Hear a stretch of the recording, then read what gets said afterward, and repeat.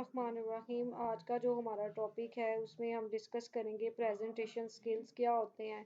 ठीक है। और organisation content visual and engaging the audience कि ऑडियंस को कैसे इंगेज किया जाता है।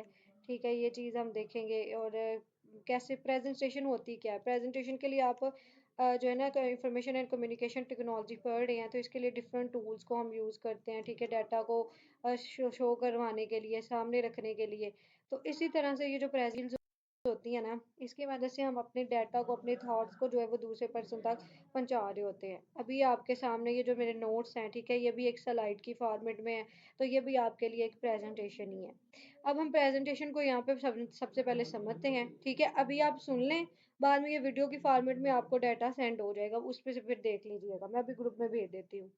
A presentation is a systematic and structured method of communicating ideas। यानी ये क्या है कि सिस्टमेटिक मेथड है जिसके तहत हम आइडियाज़ को, आर्गूमेंट्स को, यानी अपने जो अल्फाज हैं उनको, और इंफॉर्मेशन, कोई भी मालूमात है, टू अ स्पेसिफिक ऑडियंस, किसी भी स्पेसिफिक ऑडियंस को हम भेजते हैं। लाइक आप लॉ के स्टूडेंट हैं तो हम आपको लॉ के रिलेटेड जो इंफॉर्मेशन वगैरह पहुंचाएंगे तो वो स्पेसिफिक हो जाएगी, तो आप स्पेसिफिक ऑडियंस में फॉल हो जाएंगे।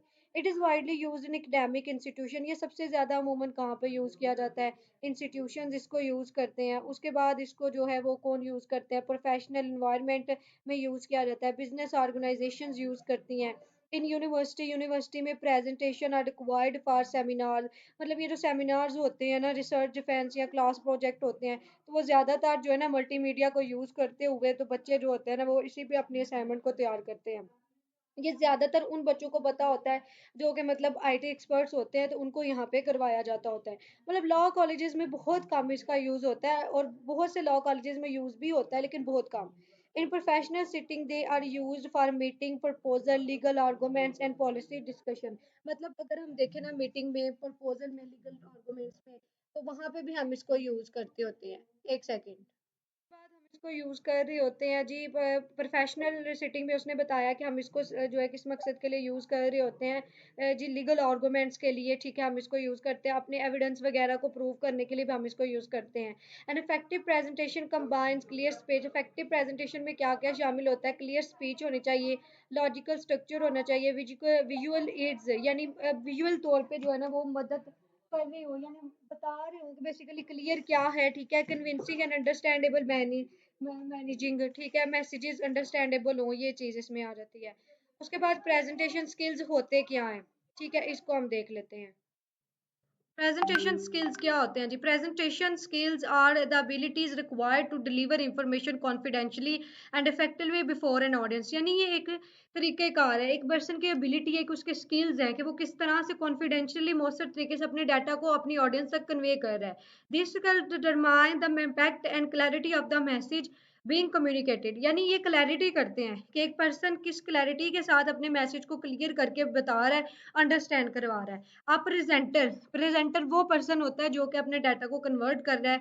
Must possess strong communication skills to explain ideas in simple and understandable language. यानी वो क्या करेगा प्रेजेंटर? वो जो भी अपने डाटा को कम्युनिकेट कर रहा है, सेंड कर रहा है, वो इस बात को ध्यान में रखेगा कि उसकी लैंग्वेज अंडरस्टैंडेबल हो, अगला पर्सन उसको अंडरस्टैंड कर रहा हो। Confidence is essential and is reflected through eye contact. Confidential बहुत जरूरी है कि जब भी आप किसी भी किस्म की जो है ना वो क्या कर रही हैं कि प्रेजेंटेशन दे रहे हैं, तो आप ऑडियंस के साथ आई कांटेक्ट मैच कर रहे हो। ये नहीं कि नजरें नीचे झुका के खड़े हैं। उसके बाद आपके बॉडी के पोस्चर, आपका फेशियल एक्सप्रेशन, अगर आपके फेशियल से यानी आपके चेहरे पे डर होगा, खौफ होगा, तो आप आगे कैसे बात करेंगे? एंड स्टेडी वॉइस होता है कि बिल्कुल क्लियर वॉइस में आप बात करोगे, क्लियर एंड कट आप करके बात बताओगे। प्रॉपर टाइम मैनेजमेंट, यानी आपको टाइम मैनेज करना है। इस बात के लिए ensure that the presentation is completed with in the allotted time without rushing. यानी बिल्कुल रशिंग में पढ़ने के बजाय आपको जो टाइम मिला है विद इन उस टाइम आप अपने डाटा को फर्दर आगे कन्वे कर रहे हैं, तो इस बात को भी आपने याद रखना है। Adequate preparation and practice reduce nervousness and improve fluency. यानी अगर आपकी अच्छी तरीके से, बेहतर तरीके से आपने प्रैक्टिस की होगी तो वो नर्वसनेस को ख़त्म करेगी और इम्प्रूव करेगी उस चीज़ को कि ताकि आप बेहतर तरीके से अपने डाटा को फर्दर कन्वे कर सकें। वॉइस कंट्रोल के कहाँ पे आपने ऊंचा बोलना है, कहाँ पे नीचे बोलना है, इंक्लूडिंग टून। टून होता है कि किस अंदाज में आपने बात करनी है, वॉल्यूम आपने कितना रखना है, हाई लेवल का वॉल्यूम रखना है कि लो लेवल का वॉल्यूम रखना है। Helps maintain audience interest and intention through out the presentation. यानी ये ऑडियंस की बेसिकली मदद करता है कि आपने कैसे इंटरेक्ट करना है, कैसे आपने जो है उसको अंडरस्टैंड करना है। नंबर 3 पे हमारी एडिंग है organisation of presentation. A well-organized presentation follow a clear and logical structure consisting of three main parts. अब यहाँ पे उसने बताया है कि जो एक बेस्ट एवरेज जो प्रेजेंटेशन होती है ना, उसके तीन जो है ना वो पार्ट्स होते हैं। फर्स्ट पार्ट में उसका इंट्रोडक्शन आता है, दूसरे पार्ट में बॉडी आती है, and the third part is contain two conclusion. ठीक है, ये जो है ना ये तीन पार्ट हैं जो कि किसी भी प्रेजेंटेशन को बयान करने के लिए जरूरी होते हैं। The introduction introduce the topic. Introduction में हम सबसे पहले क्या करते हैं, जो पहली इसकी हेडिंग होती है उसमें हम उस टॉपिक के बारे में बता रहे होते हैं कि हम ये इस चीज में बता रहे हैं। State the purpose and provides a brief overview of what will be discussed. यानी हम उसमें सिंप्लीफाई करते हुए ये बताते हैं कि हम बेसिकली इस टॉपिक में क्या बताने की कोशिश कर रहे हैं, उसका जस्ट ओवरव्यू देते हैं कि पूरे टॉपिक जैसे आप इंट्रोडक्शन लिखते हैं ना, उसको आप समझ लें कि वो आपका जो है वो क्या चीज़ है, इंट्रोडक्शन ही आपका बेसिकली इंट्रोडक्शन ही जो है ना वो आपका समझ लें कि इसी तरह से आप प्रेजेंटेशन में लिखते हैं। The body contains the main arguments or point arrange in logical sequence. यानी बॉडी बेसिकली जो होती है ना वो अरेंज किया होता है सीक्वेंस में। ठीक है, डाटा को आप लिखते हैं, फर्स्ट पैरा में क्या बता रहा हूँ मैं, सेकंड में क्या बता रहा हूँ, थर्ड में क्या बता रहा हूँ, पहले मैं मीनिंग लिख रहा हूँ या मैं इसका स्कोप बता रहा हूँ या मैं इसके एडवांटेज डिसएडवांटेज लिख रहा हूँ। तो ये सारी चीजें शामिल होती हैं। वो इसमें आप एग्जांपल्स भी लिखते हैं, एविडेंस भी ऐड करते हैं, डाटा भी ऐड करते हैं। Smooth transition between ideas help maintain clarity and coherence. यानी वो मुताबिकत रखता है और क्लैरिटी जो है ना आपके डाटा के अंदर रहती है अगर आप उसको एक सीक्वेंस में लेके आए। मतलब जैसे एक डिक्टेटरशिप का क्वेश्चन, आप पहले उसका इंट्रोडक्शन बताते हो, मीनिंग बताते हो कि डिक्टेटरशिप ये चीज है, फिर आप उसके करेक्टरिस्टिक्स बताते हो, करेक्टरिस्टिक्स के बाद आप फिर जो है जी उसके एडवांटेज डिसएडवांटेज की हेडिंग लिख के उनको बयान करते हो और एंड पे कंक्लूजन लिखते हो। मतलब एक क्लैरिटी आ रही है ना, आपका डाटा बिल्कुल क्लियर जो है वो समझ में आ रहा है कि ये इसमें लिखा हुआ है। तो ये जो क्लैरिटी है इसको हम ऑर्गेनाइजेशन ऑफ प्रेजेंटेशन कहते हैं। The conclusion summarise the key point discuss reinforce the main message and end with a strong and memorable closing statement. Proper organization ensure clarity direction and audience understanding। यानी ये basically audience इसको understand करती है, इसमें जो clarities होती हैं वो कंप्लीट होती हैं, एक डायरेक्शन मिल जाती है ऑडियंस को। उसके बाद कंटेंट आ जाता है। कंटेंट हम किसको कहते हैं जी, कंटेंट बेसिकली जो है वो है content refers to the information and material included in the presentation. यानी आपको कहा जाता है ना कोर्स कंटेंट की पिक भेज दें, तो वो कोर्स कंटेंट क्या होता है कि जो स्टार्टिंग में सारी चीजें आपके लिखी होती हैं कि हम इस बुक के अंदर ये सारी चीजें पढ़ेंगे। ठीक है, तो बेसिकली कंटेंट वो इंफॉर्मेशन है, वो मटेरियल है जो आप प्रेजेंटेशन में यूज करते हैं। Good content must be relevant to the topic and aligned with the objective of the presentation। यानी वो बेसिकली अगर अच्छा कंटेंट होगा ना तो वो हमें ये बताता होगा कि भाई इसकी प्रेजेंटेशन के जो मकसद है वो बिल्कुल क्लियर है। इट शुड बी एक्यूरेट होना चाहिए, रिलायबल होना चाहिए and based on proper research. यानी प्रॉपर रिसर्च आपने ऐड किए हो कि मैंने ये चीजें इसमें ऐड की हैं। क्लियर हो, साफ शफाफ हो, कंसाइज हो, कंसाइज एक्सप्लेनेशन यानी मुख्तसर एक्सप्लेनेशन पे हो।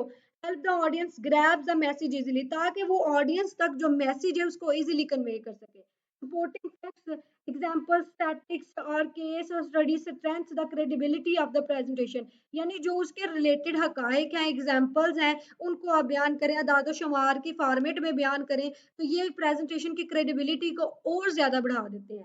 The presenter should avoid including excessive information or unnecessary details that may confuse the audience। यानी प्रोसेसर को जो है ना प्रेजेंटर को वो इस बात का ध्यान रखना पड़ता है कि जो वो इंफॉर्मेशन शेयर कर रहा है वो गैर कानून जो है ना गैर जरूरी ना हो, इंफॉर्मेटिव हो, ठीक है, एक्सेसिव ना हो, ये चीज है। फोकस शुड रिमेन ऑन की ideas explained in a simple and structure manner. यानी सिर्फ उसके आइडियाज को बयान किया जाए सिंपल फॉर्मेट में, ये चीज है। विजुअल्स क्या होते हैं, visual aids enhance the quality and effectiveness of presentation by supporting verbal communication। यानी विजुअल एड्स जो होते हैं ना, एड होता है मदद करना। अब विजुअल एड का मतलब क्या होगा कि ये वो मदद है जो कि क्वालिटी को, इफेक्टिवनेस को बढ़ाती है प्रेजेंटेशन की, जिसमें वर्बल कम्युनिकेशन आती है, यानी ओरल कम्युनिकेशन किस तरह से करनी है, उस चीज में ये मदद करते हैं। Common type of visual including power point slide, charts, graph, images, diagram and short videos. आप इन विजुअल्स को मतलब यूज कर सकते हैं और इनकी मदद से फिर इफेक्टिवली ओरली आप जो है वो कम्युनिकेट कर सकते हैं दूसरे पर्सन के साथ। effective visual simply complex information and make it easier to understand। मतलब effective visual communication होगी तो आप easily डाटा को अंडरस्टैंड कर पाएंगे, easily अगले को बता सकेंगे। Slide should have simple design, slide जो है वो सिंपल डिजाइन में होनी चाहिए, ज्यादा मीनाकारी नहीं होनी चाहिए, मिनिमल टेक्स्ट आप लिखें, रीडेबल फाउंट होना चाहिए। ओवर क्राउडेड स्लाइड्स होंगी या जो है ना वो फिर क्लैरिटी पैदा होगी, तो सिंपलीफाई करते हुए सिंपल उसकी जो है ना आपने यूज करनी है हेडिंग्स, ताकि वो विजुअली जो है ना करेक्ट डाटा दे सके। इंगेज द ऑडियंस, अब नेक्स्ट इसकी हेडिंग है engaging the audience means keeping them attentive, interested and actively involved in the presentation। यानी ऑडियंस को आप जो है ना वो अट्रैक्ट करें, ठीक है, उनको इंटरेस्ट उनका पैदा हो, इस तरह से आपने अपनी प्रेजेंटेशन को पेश करना है। An engaged audience is more likely to understand and remember the information presented। यानी engaged audience होगी तो उन तक मैसेज पहुंचाना, उनको याद करवाना मैसेज इजी होगा। Techniques for engagement include asking question, मतलब टेक्निक्स ये है कि बच्चों से क्वेश्चन वगैरह आप पूछें, जो ऑडियंस बैठी है उससे क्वेश्चन पूछें। इनकरेजिंग पार्टिसिपेट, जो पार्टिसिपेट करते हैं उनको आप इनकरेज करें, ठीक है, उनको मतलब प्राइज दें या उनको अप्रिशिएट करें। इनवाइटिंग फीडबैक, और उनको ये कहें कि आप इस लेक्चर का या इस प्रेजेंटेशन का फीडबैक दें। Using real life examples use करें, स्टोरीज यूज करें, क्योंकि जब हम एग्जांपल से, स्टोरी से चीज को बयान करते हैं ना, तो वो ज्यादा रिलेटेबल थिंग रहती है और ज्यादा इंटरेस्टिंग बनती है, हम उसको ज्यादा सीखते हैं। Maintaining eye contact and positive body language creates a connection between the speaker and the audience। और पॉजिटिव बॉडी लैंग्वेज को भी यूज किया जाए तो ये फिर अट्रैक्ट करता है ऑडियंस को।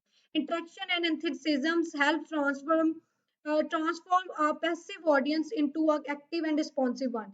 यानी ये बेसिकली उनको रिस्पॉन्स देने के लिए और क्लियर जो है ना वो बात करने के लिए वो